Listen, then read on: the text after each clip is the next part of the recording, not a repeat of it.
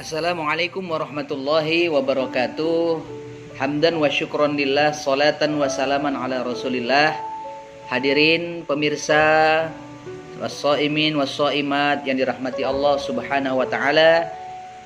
Pada hari yang ke-6 ini, mari sama-sama kita melanjutkan kajian kita. Kultum kita adalah puasa dan pengendalian nafsu. Saudara-saudara, dalam penciptaan manusia, yaitu dalam bentuk bashar, dia punya dua potensi sebagaimana yang Allah sebutkan dalam surah Asy-Syams ayat 7 sampai 10. Allah Subhanahu wa taala berfirman, "A'udzubillahi minasyaitonirrajim. Wa nafsin wa ma sawwaha." Artinya adalah demi jiwa serta penyempurnaan ciptaannya. Kemudian dilanjutkan dengan ayat 8, "Fa'alhamaha fujuraha wa taqwaha." Maka Allah Subhanahu wa taala mengilhamkan kepadanya atas dua potensi. Yang pertama fujur, yang kedua takwa. Fujur artinya adalah keburukan, kejahatan, sedangkan takwa adalah ketakwaan atau kedekatan diri kepada Allah Subhanahu wa taala. Nah, saat bashar diciptakan, mari kita perhatikan nih. Yang pertama Allah ciptakan itu adalah fisik dulu, ya. Fisik dulu. Sejalan dengan surah Al-Hijr ayat 29, Allah Subhanahu wa taala berfirman, "A'udzubillahi minasyaitonirrajim. Fa idza sawaituhu wa nafakhtu fihi mir ruhi faq'u lahu sajidin." Yang artinya, maka apabila aku telah menyempurnakan kejadiannya, wa nafakhtu fihi mir ruhi, dan kami tiupkan ruh ke dalamnya, faq'u lahu sajidin, maka tunduklah kamu kepadanya dengan bersujud. Rujuk kepada hadis yang diriwayatkan oleh Abdullah ibnu Mas'ud atau di dalam kitab Arba'in karangan Imam An-Nawawi. Di situ disebutkan bahwa inna khalaqnakum yajma'u fi batni ummihi. Artinya setiap kalian kami ciptakan dan kami bentuk di dalam perut ibunda kalian saat di dalam kandungan. Arba'ina yauman nutfah. Fase yang pertama 40 hari baru pancaran spermatozoa dengan ovum bertemu dan berproses. Tsumma yakunu mithla dzalik 'alaqah. 40 hari yang kedua itu bentuknya sudah zigot atau 'alaqah, ya, yang menempel di dinding rahim. Kemudian yang ketiga, summa yakunu mithla dzalik mudghah, ya. 40 hari yang ketiga berarti sudah 120 hari. 120 hari itu berarti sudah 4 bulan. Ya, selama 4 bulan barulah berbentuk mudghah. Ya, mudghah ini adalah satu daging kunyahan yang sudah berbentuk, ya, sudah ada bentuknya, sudah ada fisiknya.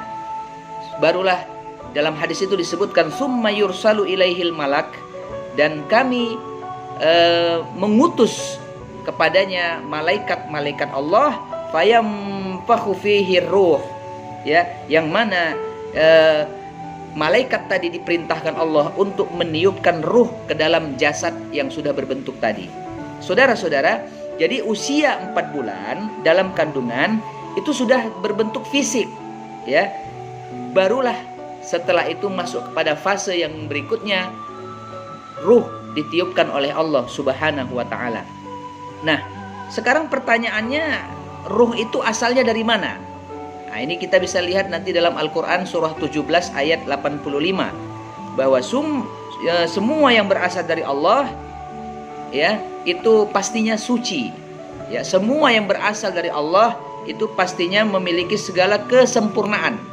Ketika ruh ditiupkan ke dalam fisik, ya, jelasnya ada perbedaan di sini.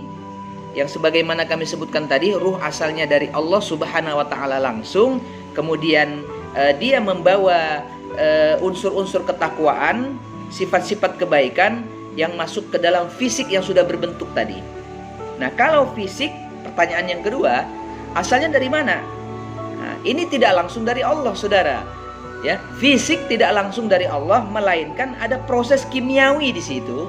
Ya, kita makan, dari makanan tadi jadi darah, dari darah tadi berbentuk daging dan sebagainya. Dia tidak langsung berasal dari Allah, namun dia berproses secara kimiawi, kemudian berlangsung, dan di situ kita perhatikan baik-baik ada campur tangan manusia.